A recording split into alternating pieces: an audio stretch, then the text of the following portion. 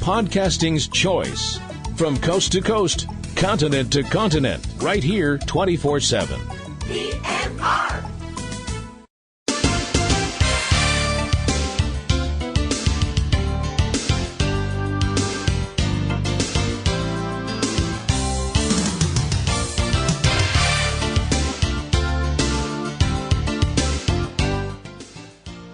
Hey there, everybody. Welcome back to another week here on Ring Around the Rosie.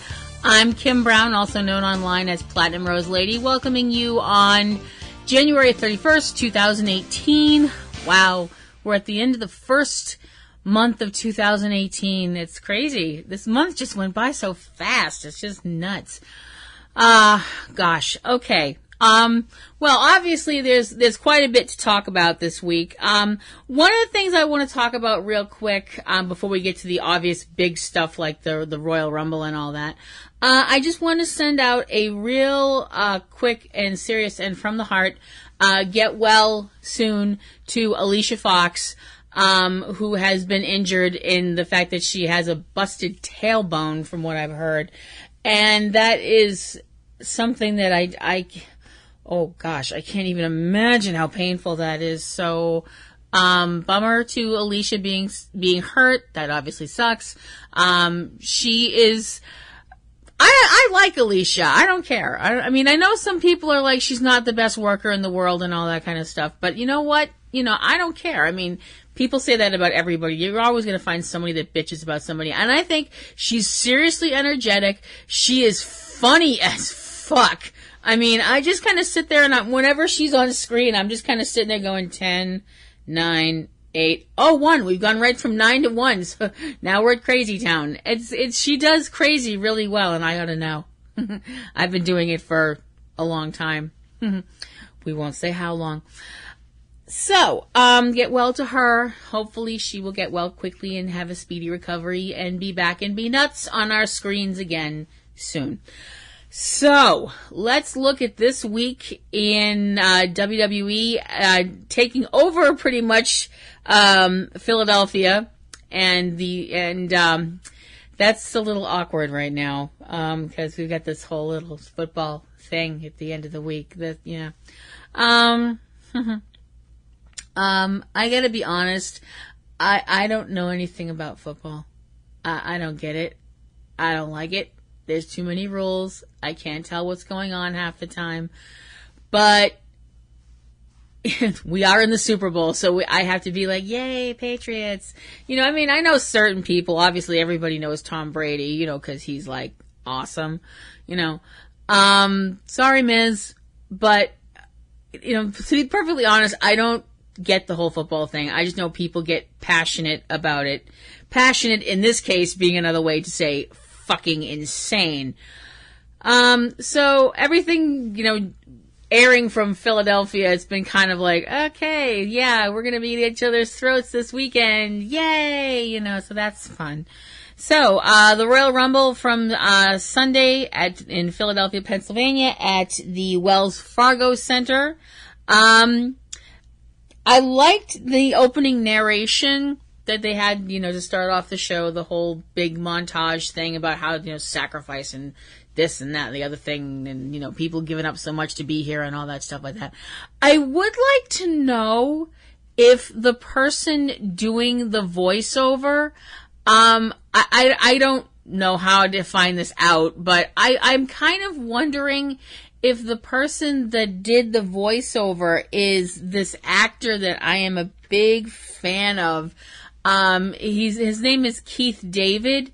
He is this, it sounded an awful lot like him. He does a lot of voiceover work, and he's a really amazing character actor, just one of these awesome actors that you see in everywhere, and you hear his voice everywhere. I think he also was the voice of the Navy promos that they ran a few years back, the whole Global Force for Good. I think that was him, but I'm not entirely certain. I don't know if he was doing the announcing, the narration, I guess I should put it that way, for the beginning of the Rumble. If they did get him to do that, that's extremely cool.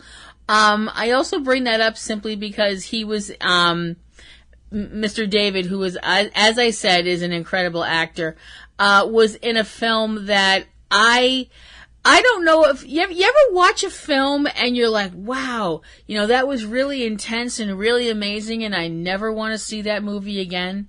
It's not because it was a bad movie. It's because the movie was so amazing and also at the same time so incredibly disturbing and makes you feel like you want to lock yourself in the bathroom and eat an entire cheesecake. That kind of thing. The movie like freaked you out that badly or upset you or whatever. Like, some people have said that about a movie like, Schindler's List or something like that. Something that's very powerful, but at the same time you're like, oh, I don't want to, I'm not going to go there again. I bring that up because Keith David was in one of those kind of movies for me.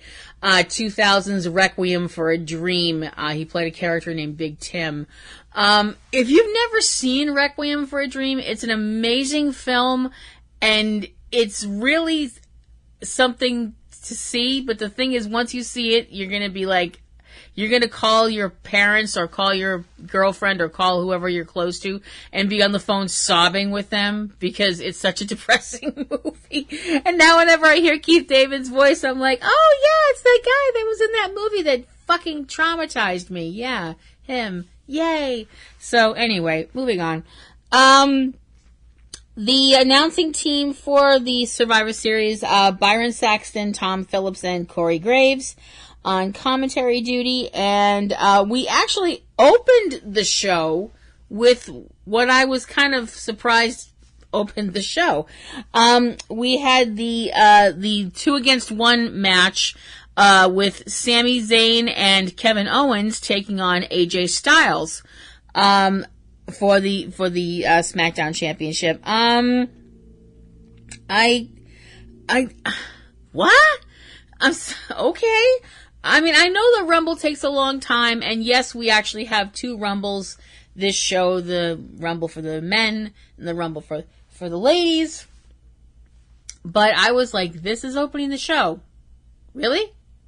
I mean, I know there was the pre-show stuff, but, I was like, okay. I mean, I guess I kind of look at it like, okay, let's start off this party with a bang, I guess. So, and about 10 minutes into the show and Corey Graves' voice is already making me want to puke blood. I'm sorry. And that's the sad thing is, how well Corey Graves does his job by how much venom I spew at him because he makes me nuts. And the sad thing is, I'm sure Corey, away from his WWE persona, I'm sure he's a lovely human being and good to his mother and kind to small animals and all that other stuff. That having been said, when he's on, I just want to smack the fuck out of him. Anyway, moving on. The whole thing about, I'm sorry, the whole way that Kevin Owens and Sami Zayn act, I'm like, is this what Canadian men are like? Really? Because I'm never going home if that's the case. I was born in Canada, and I've never been back to my home. I was, adopted by an American family, and I've never been back and done like the whole question, the whole search out your roots kind of thing. But I'm like, if this is what Canadian men are like, you know what? I'm totally fine right here. Yeah, I'm really good. I'm really good with staying right the fuck in Massachusetts. I did like when, at one point during the commentating, Byron just had enough of Corey and just like verbally slapped him around a little bit. And I was like, fuck yeah. I was like, way to go, Brian. Brian there, buddy. I was happy. I like Byron. I don't care. I like him. The match ended with, AJ Styles, winning, which was the surprise of absolutely nobody, really, I don't think. I would like to bring up something about Philadelphia. And I don't want this to come off the way it's going to come off. Philadelphia, and I've been to Philadelphia. We were lucky enough to actually go to the arena, the ECW arena, way back in the day. We were at the Doctor Is In pay-per-view event, and it was really exciting and something special, and I'll always treasure it. Philadelphia has a lot of people in it that really, really, really go out of their way to get on camera. From the way they dress or what they're doing or whatever, they just seem to really like to be on camera, which is great. If that's your thing, you be you. But why would you decide, you know what, if I'm going to get on camera, I'm going to dress like Where's Waldo? Philadelphia. I don't get it. I really don't. After their match, Kevin and Sammy, in the back are complaining to Shane McMahon because the whole gist of their complaint is that Kevin wasn't the legal person and he was the one that got pinned, and so on and so forth. And their complaints to Shane, Shane doesn't really take it very seriously at all. Not even a little. Made me laugh. But we don't really want to go into some of the things that make me laugh, because that can get really disturbing. Next up was the 2 out of 3 falls match with Chad Gable and Shelton Benjamin versus Jimmy and Jay, the Usos, who are the champions. And the Usos were actually pretty quick. I mean, first pinfall, second pinfall, they're done. Okay, have a nice evening, guys. You know, it was like, okay, nice seeing you. We had a nice surprise in Jerry the King Lawler joining the announcers table for the next match, which is the actual 30-man Royal Rumble match itself. So I'm going to try and do this in order and try and not be confusing, and hopefully I won't screw this up because I've never actually done this before, so bear with me. And in case you guys haven't noticed, I'm doing this on the fly. I do everything that way, pretty much. Number one person was, the first person into the Battle Royal was Rusev, who is serenaded to the ring by Aiden English. Oh my God. Oh my God. I can't. I just can't. Following him to the ring every 90 seconds, we get Finn Balor. Followed by Rhino at number 3, Baron Corbin at number 4. The first elimination occurs when Rhino is eliminated by Baron Corbin, and then Baron Corbin is eliminated by Finn Balor. Baron Corbin, unfortunately didn't get the memo that, you know, when you get eliminated, you're supposed to, you know, leave, because he proceeds to stay at ringside and kick the shit out of absolutely everybody. Number 5 entry into the Rumble was Heath Slater. You guys can guess what happened next. Baron Corbin beat the living fuck snot out of Heath. And that's even before he got in the ring. This was going to be the running joke of the evening, the fact that it was taking Heath Slater forever to get in the ring because he keeps getting knocked down and attacked by people. Maybe he should grow his hair back out. He didn't seem to get attacked as much when he had long hair. It's an interesting correlation. I don't know. Just a thought, Heath. I know you got kids and all that, but I'm sure they saw you with long hair before. They'll still recognize you. Number 6 to the ring was Elias. I would like to state right now, I would rather walk into Fenway Park in a Yankees uniform than walk with Elias. Just thought I'd bring that up. Number 7 was Andrade Alzak. I think that's how you say his name. I know he's from 205 Live. I'm sorry, I probably just ruined the man's name. Number 8 to the ring was Bray Wyatt. And then we get a Rusev Day chant because Philadelphia.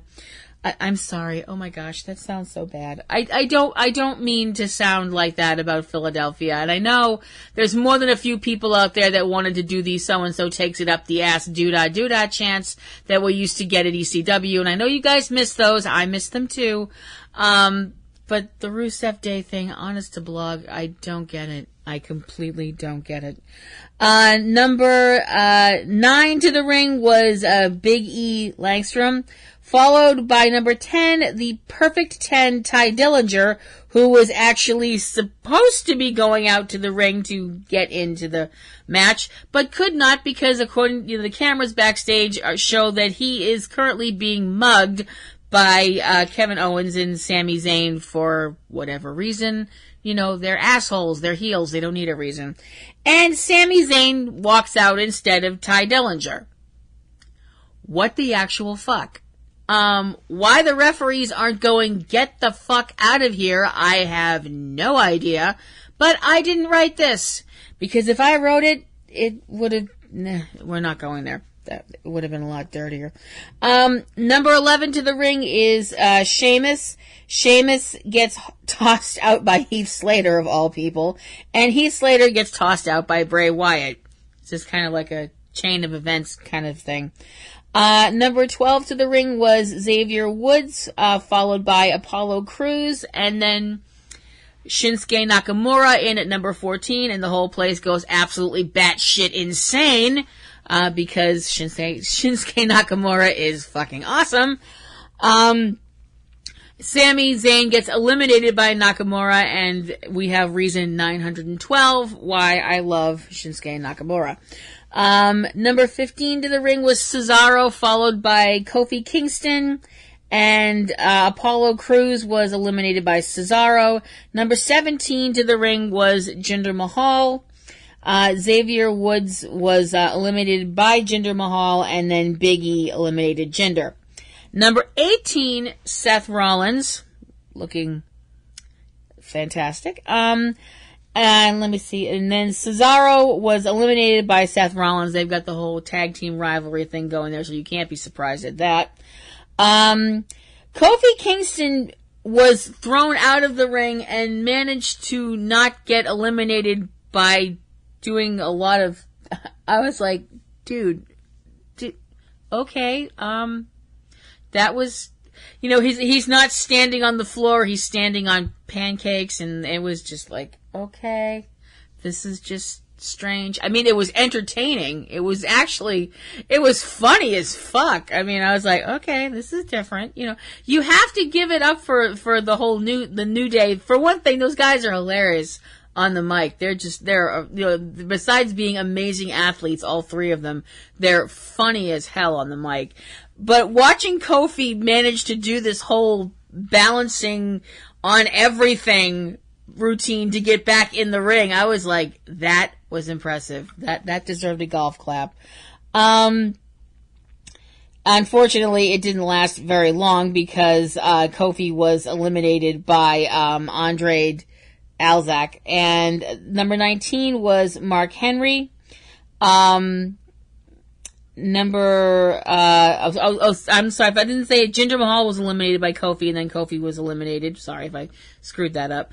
Trying to read my handwriting here.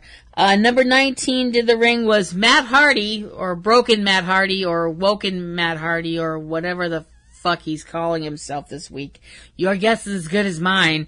You know, Rusev wound up being eliminated by Matt Hardy, and then Matt Hardy and Bray Wyatt eliminated each other because that whole situation is just, it's like they're trying to see who can be weirder.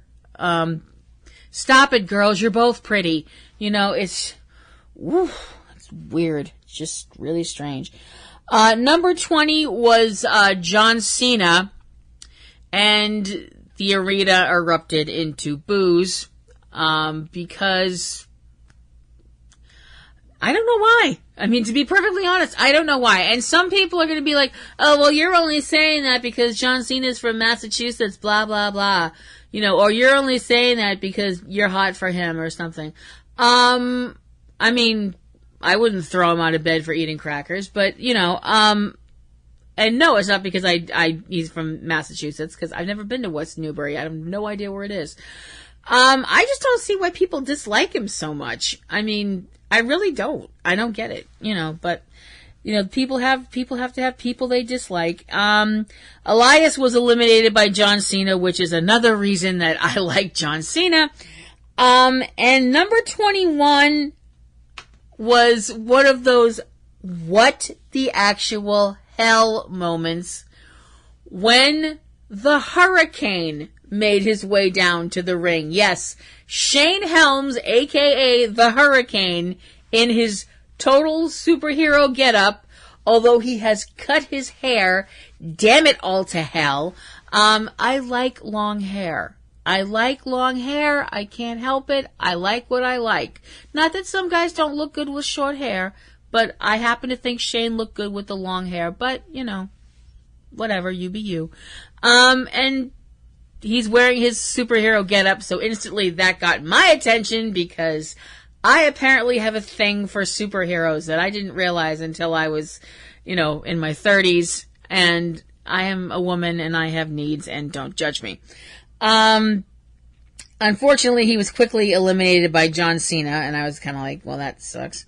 Aiden English was out at number 22, and this gets brought up during the commentating. Every day is Rusev Day. I'm sorry, who the heck are you, Linus's grandmother? And if you know where that reference came from, congratulations, you're old. Or you're a Peanuts fan. Number 23 was Adam Cole, baby. And Aiden English being eliminated by Finn Balor. Thank you, Finn. Number 24, the Viper, Randy Orton, and he promptly eliminated Andre Alzak. Number 25, Titus O'Neil. Number 26, The Miz. Number 27 was another one of those, oh my gosh, this was one of those moments that you're like, if you're watching the Rumble and there's somebody else in the house and they're not in the room with you, this is the moment when you're screaming, oh my gosh, you have to get in here right now. Because number 27, Rey Mysterio. I was like, oh my gosh, I was completely freaking out about Rey Mysterio because he's always been one of my favorites. And I gotta say, he looked amazing. He looked fantastic. He looks like he's gotten way more ink, especially up, like, around his his upper shoulders and neck. It looks fantastic, and he looks amazing. Adam Cole was eliminated by Rey Mysterio. Number 28, Roman Reigns, and of course, all of the boos and the hating and all of that stuff. And you can all go just fuck yourselves. Titus O'Neil eliminated by Roman Reigns. The Miz eliminated by Roman Reigns. If nothing else happened tonight, The Miz got eliminated by Roman Reigns. Life is good. Until Seth Rollins got eliminated by Roman Reigns. And I have to be perfectly honest, I screamed. I mean, I honest to blog, screamed like I'd just seen a bug. I mean, completely, I was like, total shock screaming. I was like, and the really interesting thing was that Seth was kind of sitting there on the ground like, what just happened? And he and Roman kind of had this eye contact, and it was like, okay, it was nice. I mean, it was interesting watching because they always call themselves brothers and stuff like that, and it just had a really interesting feel to the storyline. I was like, that's interesting. I wonder if we're actually going to go someplace with this, but I don't want either of them to turn heel. I just don't. Number 29, Goldust. And if I haven't said this enough, and I've said this to my fella, every time we see him lately, Goldust looks incredible. He looks absolutely fantastic. He's in the best shape he's been in years. And he is so on point and so on his game, and that makes me so happy. I remember when Dustin Rhodes came to the WWF at the time, and had debuted Goldust, and I remember just being like, good God. I just remember the first time I saw him on screen as Goldust, and I was just like, good God, what did he do? And I'm just glad he's still here. And like I said, he looked amazing. He looked absolutely fantastic. And number 30, and I called this. I sat there and I was like, I fucking knew it. Because somebody had asked earlier in the day on Twitter, they said, who do you think's going to win the Rumble? And, I mean, other people have their, they have their favorites, or they're being scientific about it, or, whatever, this, that, and the other thing. And I tweeted Dolph Ziggler. Number 30, Dolph Ziggler. Can I read him, or can I read him? Goldust was eliminated by Dolph Ziggler. Dolph Ziggler was eliminated by Finn Balor. Randy Orton, eliminated by Roman Reigns. Rey Mysterio eliminated Finn Balor. You both suck chance at John Cena and Roman Reigns because Philadelphia. Y'all are getting on my nerves now. Just saying. I was like, okay, there was just this was like, there was a remark that was made, this is the added value remark that was said. That was like some, what's the frequency, Kenneth shit. I was like, what does that even mean? Finn Balor was eliminated by John Cena. John Cena was eliminated by Shinsuke Nakamura. And so now we're down to Roman Reigns versus Shinsuke Nakamura. And Roman was eliminated. So the winner of the 2018 Royal Rumble going to WrestleMania to face the champion of his choice, Shinsuke Nakamura. I was happy. I thought it was a really great Rumble. I don't remember the last time I was so engaged and so enthralled and so paying attention, and not just because I was writing it down to do this thing. But I was like, this is telling a story, and it's telling such a fascinating story. I thought it was fantastic. Really great. Renee Young gets in the ring to interview Shinsuke. The jacket that Renee had on, I liked it, but I was like, wow, that's a different look. I liked it though. I was like, it took me a second, but I was like, you know what? That really works on her. She's making that work. I like it. Shinsuke says the person that he wants to take on, the champion that he wants to take on, and that would be AJ Styles. So if everything goes the way it should, and AJ doesn't drop the belt, and Shinsuke doesn't get injured, and nothing catastrophic happens, we're looking at Shinsuke Nakamura versus AJ Styles at WrestleMania. Holy fucking shit. Sorry. But really. We had a backstage segment with the a meeting between the SmackDown and Raw GMs that actually went relatively civil. I was like, this is going to turn into another hair-pulling fiasco, but no, it was all right. After that, we had the whole KFC thing, KFC Rumble thing, whatever, with the Colonel, and no, I'm not bringing it up anymore. That's it. I ain't touching it. We had the match for the tag team belts from Raw with the champions Seth Rollins and Jason Jordan going against the Bar, being Sheamus and Cesaro. In a match where pretty much Jason Jordan was as useful as a bucket of piss in a drought, the end of the match winds up with the Bar winning and becoming the new Raw Tag Team Champions. Following that up, we had the three-way dance of destruction between Kane, Braun Strowman, and Brock Lesnar, with Paul Heyman in Brock's corner, of course. This was your... I hate using the word typical, but it was your usual battle of really big dudes. Although all of these guys are really athletic. I mean, Kane's getting up there in years, but he's still an amazing athlete and still has a lot of endurance. At the end of the evening, though, when the dust all cleared up, the winner was Brock Lesnar. Surprise to absolutely nobody. Ending the show, and by no means, I would definitely say the phrase last, but certainly not least, was the 30-woman Royal Rumble. This is the very first Royal Rumble for all the ladies. And the winner gets to choose which champion she would like to face at WrestleMania. Personally, I feel like this is a long time coming, but, you know, we get there when we get there, but now we're here. At the commentating table, with the gentleman was Stephanie McMahon. Alexa Bliss, came out to ringside, as well as Charlotte Flair, both champions for their respective shows, to watch from ringside.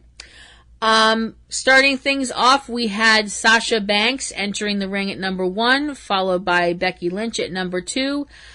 Sarah Logan came in at number 3, Mandy Rose at number 4, Lita at number 5. So I was like, hey, they got Lita back for this and not the 25th anniversary last week. What's wrong with this picture? But it was great to see her back. She looked fantastic. She looked in great shape. And she immediately eliminated Mandy Rose, which made me extraordinarily happy. Following her at number 6, we had Kairi Sane. Number 7 was Tamina. Tamina, who was eliminated by Lita, and then Lita was eliminated by Becky Lynch. Number 8 was Dana Brooke, who eliminated Kairi Sane. Number 9, Tori Wilson, looking lovely as always. Dana eliminated Tori. Following that up at number 10 was Sonya Deville, and Sonya was eliminated by Tori Wilson. Number 11, Liv Morgan. Number 12, somebody that I haven't seen for a long time, and I was really like, yes! I was so excited. Number 12, Molly Holly. I was like, wow, that's awesome! Molly's back. Why isn't she dressed as Super Molly? Damn it. I was disappointed about that. I was like, they should have put her and Hurricane back together, you know, getting the band back together. I have a superhero hang-up, apparently. Like I said, I'm a woman. I have needs. Don't judge me. Sarah Logan was eliminated by Molly Holly. Following her at number 13 to the ring was Lana, which set off the Rusev Day chants again for the 900th time tonight. Good grief. What is wrong with you people?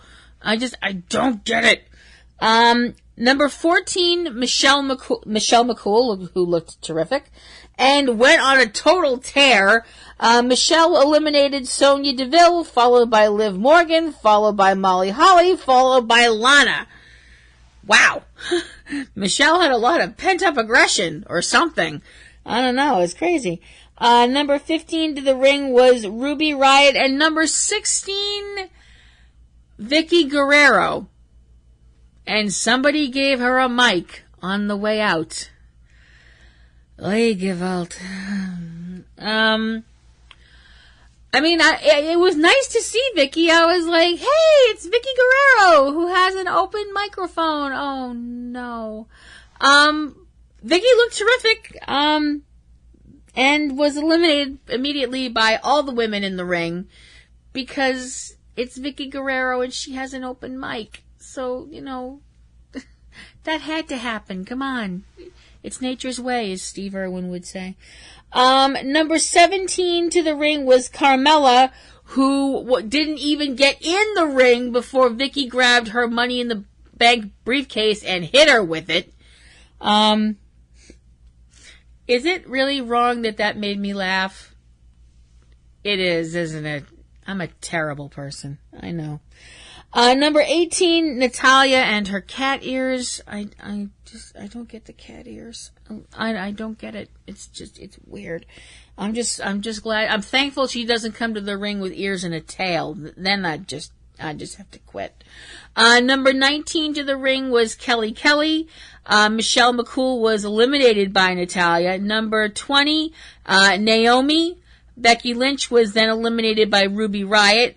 Number 21, Jacqueline. And good grief. I mean, what the hell? I look at Jacqueline and I'm like, how can you still be that amazing looking? You know, I mean, because you're amazing. You were amazing looking back when I saw you, which was a while ago, and now you're here and you're just as amazing looking. And that's awesome for you. That's great. But I'm looking at myself going, don't look at yourself. Number 22, Nia Jax. Jacqueline was eliminated by Nia along with Kelly Kelly. Naomi got tossed out, and then the whole thing that happened earlier in the evening with Kofi, where he was thrown out but his feet didn't touch the floor. Picture that, only slightly more nuts, and you have what Naomi did. Naomi MacGyvered the shit out of that and managed to make it back into the ring to be tossed out almost immediately afterwards by number 23, Ember Moon. So I was like, I'm sorry, no, Naomi was eliminated by Nia Jax, I'm sorry. But Ember Moon was number 23. Number 24, Beth Phoenix, looking incredible. After 2 kids, I believe she has 2 children with Edge. Wow. Some people, I never fail to be amazed by women. I never fail to be amazed by women who have babies anyway, because having a baby is just, I can't even. But when you see some of these women who have a baby and then they're back to, having an amazing body after having a baby, like my sister who had 3 and is as skinny as a pretzel rod. It's like, ugh, it makes you nuts. As I mentioned, Beth Phoenix was eliminated by Natalya. Number 25, the Empress of Tomorrow, Asuka. One of the only people in the world I would actually admit to being terrified of. Asuka, hit the ring, and number 26 was Mickie James. Number 27, Nikki Bella. So that was, I was kind of like, okay, I didn't realize the Bellas were coming back. I apparently missed a memo. And Carmella was eliminated by Nikki Bella. Number 28, Brie Bella. Number 29, Bayley. And number 30, Trish Stratus. It was great to see Trish back. I never noticed this before, and I don't really, I don't know why I didn't notice it before, but does anybody else remember an actress named Susan Anton? She was she still is, an actress that she was very popular in the 70s and 80s, very pretty lady. I never noticed before she and Trish have kind of a passing facial resemblance. I'm like, why did I never notice that before? Weird. Mickie James was eliminated by Trish. Nia Jax was eliminated by everybody. Bayley was eliminated by Sasha Banks. Natalya was eliminated by Trish. Trish was eliminated by Sasha. Sasha was eliminated by Asuka. Brie Bella was eliminated by Nikki Bella. Awkward. And that leaves us with Nikki Bella and Asuka in the ring. And I think you can probably all figure out what happened next. Nikki Bella was tossed out by Asuka, the winner of the 2018 inaugural Women's Royal Rumble match, Asuka.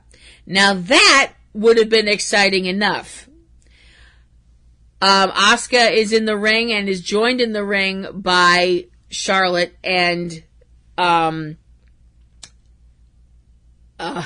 sorry, I went totally blank. Oh my gosh, that's so bad. Alexa. I'm so sorry that I don't know what happened there. My mind went completely off in another direction. Charlotte and Alexa are in the ring with Asuka and, Stephanie. And before Asuka can say who she wants to face, Joan Jett's Bad Reputation starts playing, and everybody turns and looks at the entranceway for the debut of former UFC fighter and also very scary individual, Rowdy Ronda Rousey, who comes down to the ring. And the place completely goes nuts. She gets in the ring, she points at the WrestleMania sign, and offers her hand to Asuka, and Asuka kind of smacks it away. And we're left with the end of the show with Ronda pointing at the sign again and looking very intimidating. What we got over the next 24 hours was people talking about, yeah, they had this whole thing at the, WWE, yeah, Royal Rumble, but did you know Ronda Rousey was there?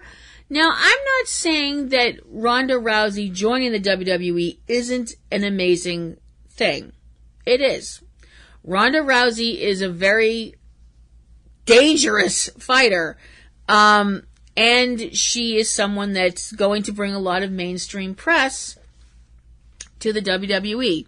Hopefully positive mainstream press, because goodness knows, after a couple of earlier things, this at the beginning of this year and a little bit in the end of last year, the WWE's had a couple of, not very good public, people behaving badly kind of stuff. So any positive stuff is good stuff.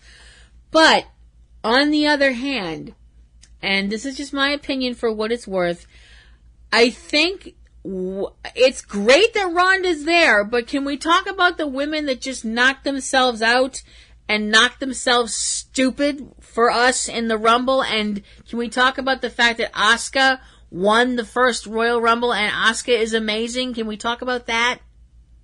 I mean, not to knock Ronda, but seriously, just my 2 cents worth. The next night, January 29th, 2018, also from Philadelphia, we have WWE Raw and a new person, well, an old new person, on the commentating team. The coach is back, Jonathan Coachman. Pardon me while I go fling some confetti. We begin the show with Stephanie in the ring, and I'm going, oh, sweet God, why? Stephanie talking about the fact that coming up at the next Raw pay-per-view, the Elimination Chamber pay-per-view, there's going to be a ladies' Elimination Chamber match. This is going to be really interesting. I know some people have a problem with the whole Elimination Chamber thing. They feel it's too gimmicky, blah, blah, blah. I like it. I think it's got like this whole Thunderdome vibe to it. I like it. Out comes Asuka, and she talks for a few minutes, or a few moments, I should say, in Japanese, and that's fine. She is a Japanese person. She should be proud of her language. Japanese is a beautiful language that I don't speak. So I'm kind of sitting there going, subtitles? Something? Anything? No? Okay. We'll just hope she's not using swears on national TV, I guess. Before Stephanie can ask her again who she wants to face, either Alexa Bliss or Charlotte Flair, out comes Sasha Banks, and Sasha's kind of got a hair across her ass, and is really not very, kind of dismissive of Asuka, and they wind up having a match in the evening, after doing the whole pressing forehead to forehead thing and yelling at each other. And I know some dudes in the audience were sitting there going, now kiss. Don't lie, you were doing it. We have Braun Strowman versus Kane in a last man standing match. It is a Elimination Chamber qualifying match. So you get to qualify for this, and then you get to fight Brock Lesnar if you win. I don't really see the upside here, but what do I know? Braun wins the match because Kane can't stand up, because Braun buries Kane underneath the announcer's podium. Now, I don't mean the announcer's table, although that was involved. No, Braun, the overachiever, decided to flip over the podium that the announcing table was on, along with all the electronic equipment and doodads and bells and whistles and all that stuff, on top of Kane, which the announcing team sold like he had just shot Kane. You know, it was a complete disaster zone. Kane is wheeled out on a gurney. He's supposed to be going to a hospital. Kurt Angle, being the GM, is berating Braun for what happened, and Braun's basic attitude is, I'm sorry, I didn't beat him up more. You told me I had to be the last man standing. I'm the last man standing. What the fuck do you want from me? Of course, because Braun Strowman's saying it, it's much louder and much deeper and, you know, more testosterone-y. Sorry, can't help it. Estrogen, boobs. You know, I'm a chick. What do you want? We have another performance from Elias. I would rather walk into a nuclear reactor naked than walk with Elias. I'm just, oh man. And we get more blah, blah, blah. And we have an Elimination Chamber qualifying match between Elias and Matt Hardy, who apparently has gone from being woken to broken. So I don't know if this is an improvement or not, because nobody seems to be able to tell me.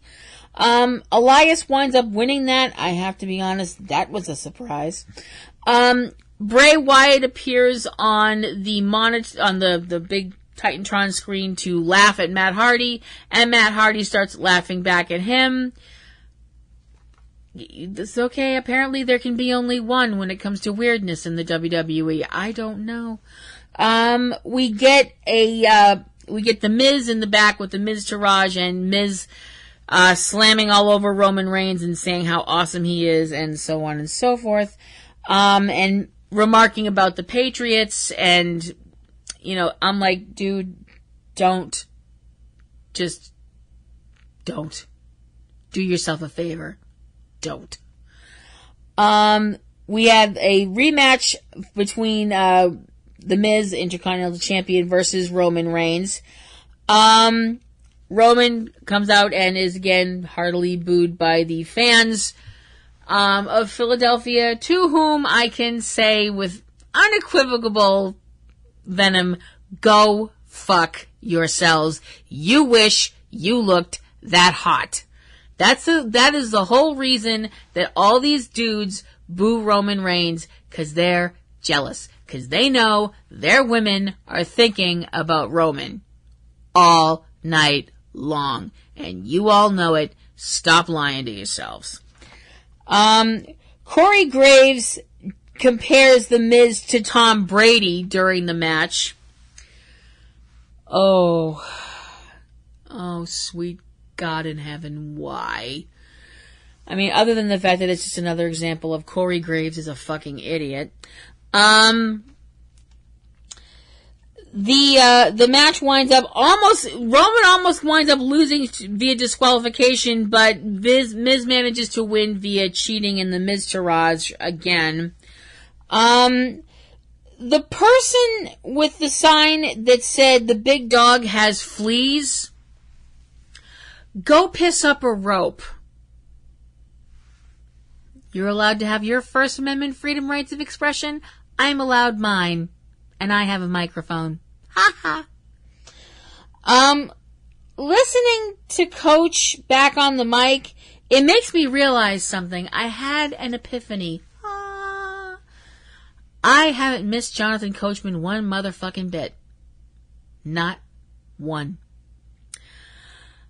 Up next were the Revival going against Rhino and Heath Slater, and of course the Revival going over. We had an in-ring discussion after that where the Revival blather on for a few minutes, talking about Philadelphia and the fans trying to get themselves over. Well, at least somebody's over. Take that for what it's worth. And also saying that people in Philadelphia chanting for ECW are living in the past and all that stuff like that. I don't know if they're living in the past so much, guys. Is the fact that they're passionate about ECW. They treasure those memories. They care about them. Like we don't care about you. Isn't life funny that way? Gosh. Yeah, I know. I can be a real bitch when I want to be. WWE Hall of Fame announcement. We got a little earlier in the month that one of the people inducted into the Hall of Fame this year will be Bill Goldberg. And now we know 2 other people who are going to be inducted. It actually should be them and a bunch of broken tables, but I digress. The Dudley Boys, Devon and Bubba Ray, will be inducted into the Hall of Fame this year, so that's exciting. It's very cool. We got a video of Finn Balor talking about his upcoming match on the show with John Cena. We have Renee Young interviewing Sasha Banks, and Sasha, seriously, attitude much? I was like, wow, okay, whatever. Sasha went up against Asuka next, and Asuka won. We have we get a video with John Cena talking about how he's not done, because he keeps having people asking him, he's reached a point in his career, he's done all these things, and now he's branching out into movies and stuff like that. Is he done? And he says he's not done, that he's just getting started. Good for him. Next up, we have Titus Worldwide, Titus O'Neil and Apollo Crews with Dana Brooke, facing The Bar, Sheamus and Cesaro for the tag team belts, which ended with Cesaro and Sheamus beating Titus Worldwide. We had a recap of the Women's Royal Rumble match, with more talk about the fact that at the end of the whole thing, hey, look, it's Ronda Rousey, yeah, okay, fine, great, fabulous. It's fun. Michael Cole announces that, Kane, who was taken to the hospital, has left the hospital. Just left. I'm like, okay. So there's just some dude in a leather mask stumbling around the streets of Philadelphia? Typical Monday night, I guess. I don't know. And the final match of the evening, another Elimination Chamber qualifying match with Finn Balor, who was accompanied to the ring by Luke Gallows and Carl Anderson, versus John Cena. In a move that actually really surprised me a lot, John Cena won this match, which I was like, okay, that's interesting. And that was Raw for Monday night. WWE SmackDown on January 30th, 2018, also from Philadelphia, Pennsylvania, because why not? We begin the show with Shinsuke Nakamura coming down to the ring. I have to say one thing about Shinsuke's theme music. I love his theme music. Absolutely love it. I was saying to my guy last night that it reminds me of a lot of really old school anime. I kind of am like, no, I don't think so. Now that I listen to it more, his music I think actually would really work well in a soundtrack for like a martial arts film, like a wuxia film or something like that. I think that would, but it's so amazing. I love his music. The thing is, Shinsuke tries to do an interview, but is rudely interrupted by Kevin Owens and Sami Zayn, who begin bitching and moaning and kvetching and whining and complaining. In other words, typical Cammy shit. And they also look like they're going to get in the ring and try and jump Nakamura until the odds are evened by one AJ Styles, who says that he'll partner up with Shinsuke if Kevin and Sammy have the testicular fortitude to have a match with them tonight. And Shinsuke and AJ seem like they're going to be denied because Sammy and Kevin decline, and so AJ and Shinsuke just start punching them, which I was all for. I have no problem with that. I thought it was great. We get a match between a match for the winner will be the number one contender for the U.S. title, currently held by Bobby Roode, who is at ringside for the match. We know that it's coming up between Kofi Kingston, Rusev, Jinder Mahal, and Zack Ryder.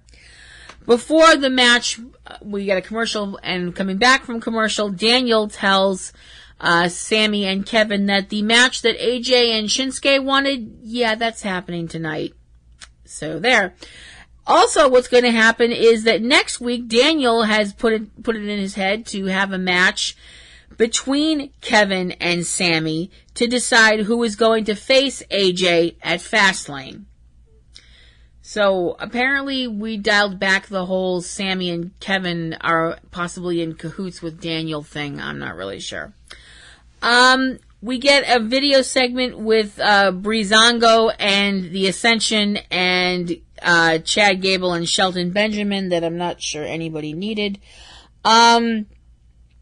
The match between Kofi, Kingston, Rusev, Jinder, and Zack Ryder is won by Rusev, which makes him the new number one contender. We have a promo with Jimmy and Jey Uso in the ring, talking about all the teams they've defeated.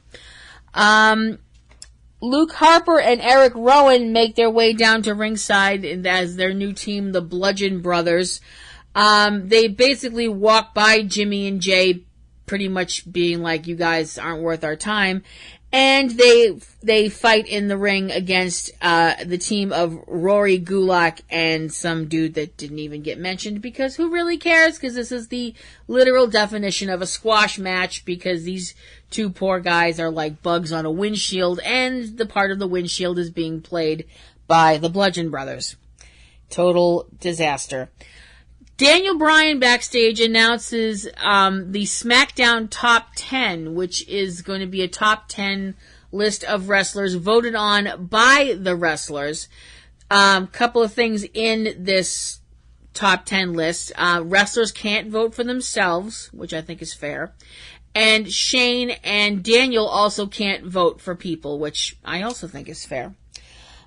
We see Shane McMahon talking with Ty Dillinger, who would like to, have a little bit of, somebody do something about this, about last night, because he was supposed to, about Sunday night, because he was supposed to be in the Rumble and was cheated out of his opportunity by Kevin and Sammy. While he's talking with Ty, Shane's office is breached, I suppose, by Baron Corbin, who's standing there doing his whole, I'm the lone wolf and I'm all tough and all this shit. And Ty Dillinger's basically like, excuse me, the adults are talking kind of thing. And Baron Corbin is like, fine, let's go, settle it in the ring, because he's all about being the lone wolf and all that other nonsense. Charlotte Flair has an interview with Renee Young in the ring. She's attacked first by the Riot Squad, and then Carmella comes running out with her briefcase, attempting to, cash in the Money in the Bank briefcase, but it doesn't actually work out that way for her. Thank goodness. We have a segment in the locker room between AJ and Nakamura where they're talking about what they're going to be doing. Kind of language barrier thing happening, or Nakamura screwing with AJ's head, whichever, Because of what happened earlier in the evening, we have a match with Ty Dillinger versus Baron Corbin, which is won by Baron Corbin. We have a couple more just, interview segments or, dialogue segments between Aiden English, Bobby Roode, and Kevin and Sammy in different places in the arena. We have a match between Fandango and Tyler Breeze, the team of Breezango. Oof. For everyone who thought Benefer was the dumbest thing you'd ever heard in your life. They have a match with Shelton Benjamin and Chad Gable, which is won by Gable and Benjamin. And that brings us to the main event of Kevin Owens and Sami Zayn versus AJ Styles and Shinsuke Nakamura, which is won pretty handily by AJ and Shinsuke. After the match is over, Sammy is asked if his friendship with Kevin is now kaput.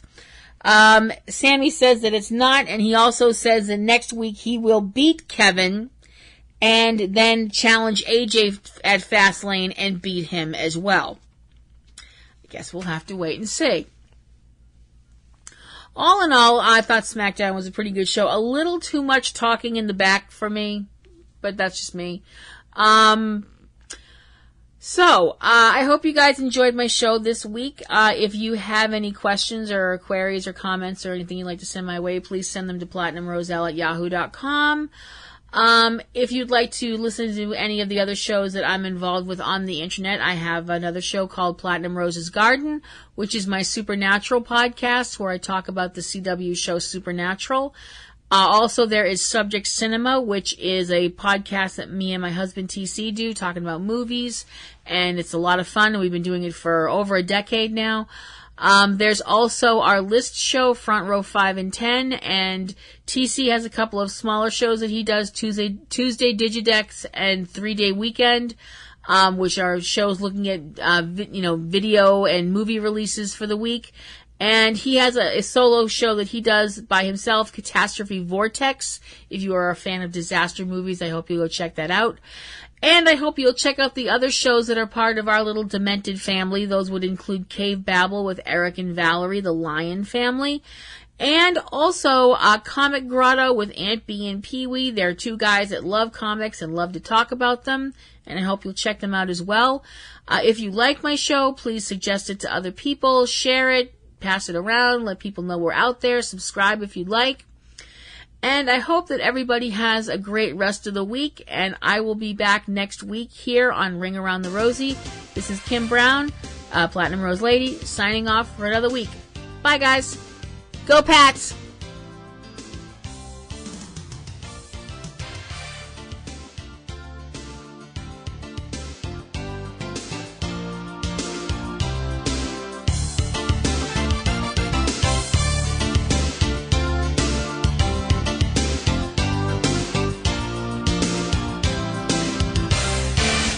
Podcasting's choice.